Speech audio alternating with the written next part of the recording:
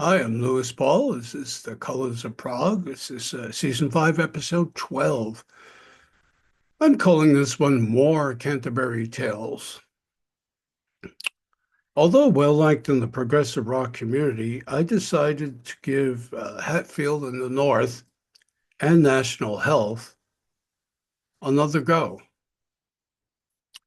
Um, Being that I like Camel and Caravan, two bands, for example, that and Gong that have been labeled the Canterbury sound. We're still trying to figure out what that means because these bands all sound different. Maybe because they're from a particular area, which I discussed before. Um, Hatfield in the North features bassist and singer Richard Sinclair from Caravan, Dave Stewart from Egg, the band, and Khan, Khan, which was another brief super band of sorts, and drummer Pip Pyle from Gong. Guitarist Phil Miller was from the Canterbury scene band Matching Mole, I believe. One would think that with all these musical elements, the Hatfield and North album would be a fine set of tunes, but it's actually a bit of a rambling mess. Um, Now, the bass lines and some vocals do echo Caravan, and there's some very good keyboard work as well from Stewart. But one would expect more. After two albums, and how did they get away with some of these song titles, really? Um,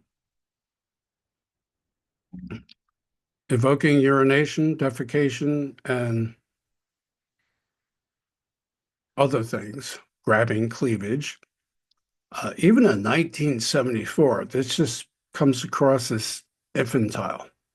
Although Frank Zappa had been doing this for years, and I guess sort of successfully, Zappa's been alternately labeled a genius and a nut. So the late Frank Zappa, of course. Um, the terrible song titles aside, musically, what we do here are a lot of instrumental bass tracks with the occasional vocal. Now, Virgin Records originally released this in 1974, and Esoteric remastered it and released it in 2009 with some extra tracks. Essentially, Hatfield in the North, uh, without Richard Sinclair, is National Health.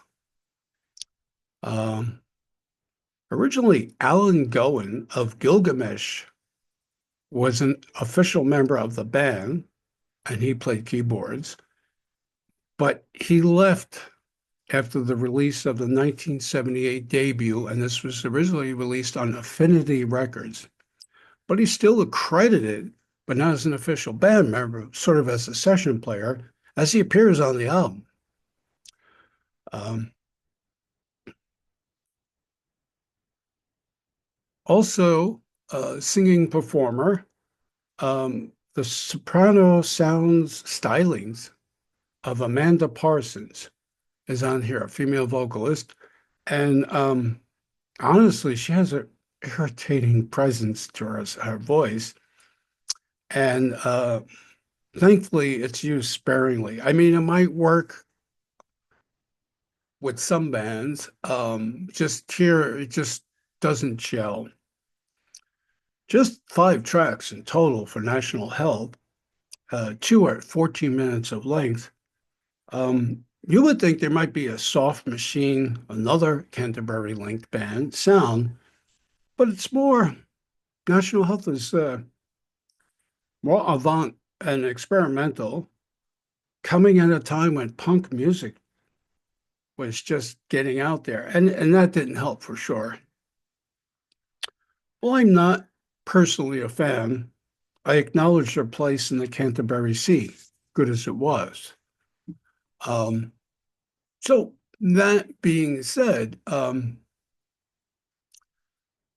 you will find a lot of people that like both bands, and they both were short-lived. Although National Health uh, did tour and with changing band members, they recorded a few other albums, but this is the first, I believe.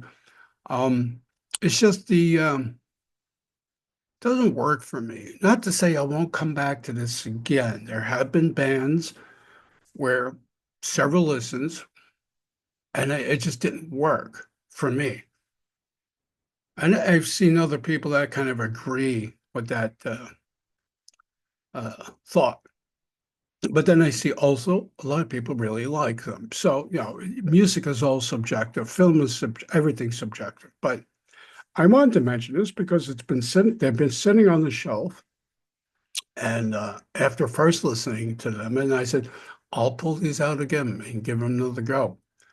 So maybe in somewhere down the road, I'll pull them out again with probably some others and say, okay, I revised my opinion. But for now, yeah, it's the Hatfield in the North could have been so much better, especially Richard Sinclair's on, and but those song titles, which is a thing, I think. Caravan also had some song titles and album titles, Girls That Go Plump in the Night. Yeah, okay. Anyway, that's our show for today. Enjoy. More Canterbury Tales.